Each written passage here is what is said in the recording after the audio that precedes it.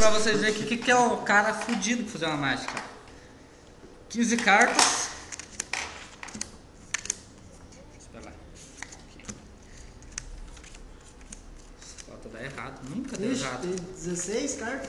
Agora você vai escolher um monte e vai me contar. Você vai escolher uma carta e vai me contar o monte que tá essa carta e não vai me contar a carta. Escolha. Diz que eu fiquei brabo. Mentalize uma carta. Um do meio. Aquele monte. É isso, espera, vamos deixar bonita a mágica. Aquele monte lá. Espera lá, não, mentaliza essa carta e me conta o monte que ela está. Vai, No Marcos. meio? No meio. Falei as 3 vezes. Gente, escreve outro também. Agora Vai, eu não perdi. minta, Outro não. dia qual que é? Que? Qual que é? 7? Não é. Não minta que não é. É um rei. Não É um rei. conta, eu vou falar. Fazer sério a mágica, mas olha quantos reis tem aqui.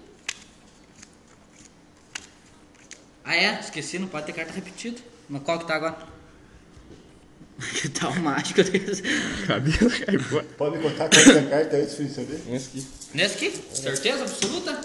Não me diga que é um rei de espada esse pelo. Não, não é o rei. É mentira. Não, ó, você tem que me falar sério, porque se der errado a mágica eu vou cobrar. Não, não pode Eu cobrar. pensou numa carta de pau. Então agora pela última vez eu vou fazer essa bosta aqui. Eu não vou pôr vídeo no YouTube, é de graça também. Deposita na conta. Pra saber qual monte que tá, eu vou achar essa desgraçada, essa carta. 1, 2, 3, 4, 5, 6.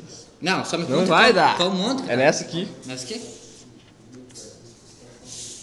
Tá além de fazer a mágica, tem que explicar, né? Esse daí seria bom se, tipo, se você tivesse a mostrar, eu olhado pra lá, é mesmo, Piá. Não, vamos fazer diferente. Pode cancelar essa mágica. Não, vai, continua. Tá sério?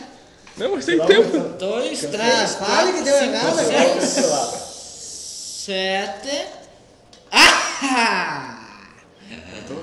Eu não sei, tem outro 2? Se tiver outro 2, eu não lembro 2 do que é. Não, era esse que sim. Não, vamos fazer diferente. Vamos fazer Só uma... tinha um 2 mesmo. Ó, vamos fazer mesmo. Ó, cancela, apaga esse vídeo. Apaga esse vídeo. Não, apaga mesmo, vamos fazer um, você pega e mostra a carta pra mim. Vai, pega.